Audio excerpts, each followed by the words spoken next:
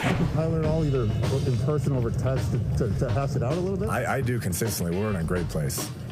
So I just haven't talked to him since yesterday. That was the question you asked? Since the statement? No. Are you going to plan in the future to sit down and talk to him about this? Yeah, I talk to him consistently. About what? About football.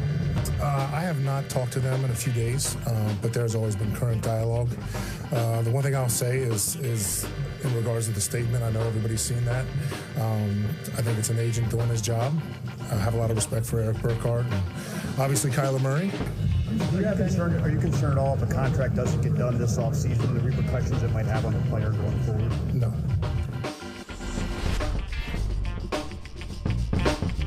I don't know what else Steve Keim was going to say when he was asked the question whether or not Kyler Murray, if he gets a new contract, is going to be an issue. I think there will be an issue if he doesn't get a new contract, because without the extension, he's making $5.5 million this year. The question is, and we spent a lot of time talking about this yesterday, and I'm not going to rehash all of it, but the bottom line is the Cardinals want to sign him, and he wants to be signed. But the challenge is finding the right number when you consider how crazy and upside down and unpredictable the quarterback market is. It's not like it used to be, Chris, when it was driving you nuts, where whoever was up next became the highest paid player in league history by $500,000 per year over the last guy. Now there's a $15 million range. We get the graphic. It's beautiful. Top 10 quarterbacks have a $15 million range. So where do you put Kyler Murray when you consider the salary cap keeps going up and up? And, he's going to keep ascending. How do you properly peg this? And, you know me, I'm a big proponent of a percentage of the salary cap. That's what I think it should be for franchise quarterbacks, so you're protected against the cap going up and up and up, and you don't have to try to go back and get a new deal every 2 or 3 years. You're always getting 15% of the total cap dollars, 18%, 17.25783%, whatever they agree to. That's what it should be. And no one's done it yet. Murray's not going to have the leverage to do it, not with 2 years left on his contract. No. But that's the easiest way to solve this. That would be the right thing to do. The league just doesn't want the teams to do it. Well, yeah, sure. I don't think the teams definitely want to do it either. I mean, again, they know Kyler Murray's their guy going forward, but to what extent? To your point, do you want to just go, okay, 10 years, Patrick Mahomes contract, and we're good that way? I think that's what's got to be figured out. And what kind of money? You're right. The cap is going to explode. So, I would expect if they get him in that sweet spot of, okay, now let's sit down, he'd want something between the Dak Prescott and Mahomes average money. But again, 2 years from now, 3 years from now, that's not going to look as crazy as what it is. So that's where they do. They have to find that sweet spot. I do know this. Just if we could put up that graphic there of the top paid quarterbacks once again. He's not on the level of Mahomes yet. He's definitely not on the level of Josh Allen yet. Those are the two best players in football. He has shown nothing to be on Watson's level, in my opinion, yet. I mean, not totally on that level. There's the capabilities, the potential. Russell Wilson, certainly. He's not there on his level yet either, but of course has the potential to do these things and a special player. So where is that spot? And I would think that it's somewhere between Watson and that Patrick Mahomes money, where he might up a Dak Prescott, as far as yearly average. And the other thing that we've talked about is, hey, they got a coach that runs this offense.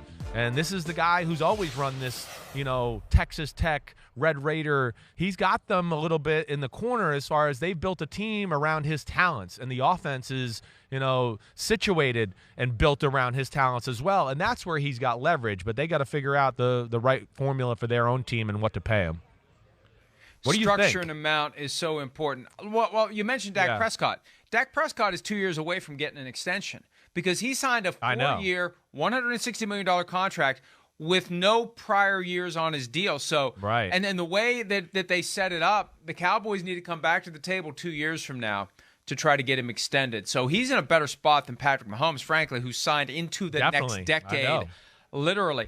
The other complicating factor is that Kliff Kingsbury is represented by the same agent who represents Kyler Murray. That's a weird one. And it made for an obvious connection and attraction to Murray 3 years ago.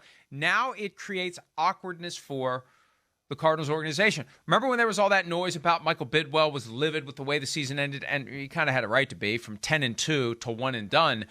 But I got the distinct impression if they did anything with Kingsbury, they were going to have a problem with Murray. And now if they don't take care of Murray, they have a problem with Kingsbury. Now, I think between the two, they'd take Murray over Kingsbury, but Eric Burkhart's in a position where he can force them to keep both. If you want Murray, you got to have Kingsbury. And if you want Kingsbury, you got to have Murray. And you got to pay Murray. You want to pay Kingsbury and keep him around, that's fine, but you better pay Murray and keep him around too. Burkhart's got a ton of power here. And there have been arguments from time to time over the years that agents shouldn't be allowed to do this. Look, that rule's not going to change. It hasn't changed in the last 20 years. I don't think it's going to change in the next 20 moving forward. Burkhardt is in a great spot because he's got the two most important employees of the Arizona Cardinals in his roster of clients. And a tweet that he posted the other day when we posted our item on Rodgers, if he wants $50 million a year or he doesn't, who cares? He deserves it. What Eric Burkhardt said is Rodgers is worth well more than $50 million per year. Announcers are now making $20 million or more to drive to the game out of harm's way and just talk about quarterbacks and players. That's your point. That's got to be an influence on players too. How do you not look at that? Of course. If you're a player and you say, McAfee's getting $30 million a year from FanDuel to talk for 3 hours a day, 5 days a week. Tony Romo is getting $18 million a year to not play. Detroit Aikman. I mean, so players need to be getting more and more. And it's a good time. You're right. It's a good time then for players to be entering the NFL. Hi, I'm Mike Tirico, and thanks for watching. Make sure to hit subscribe for the latest news and highlights from NBC Sports.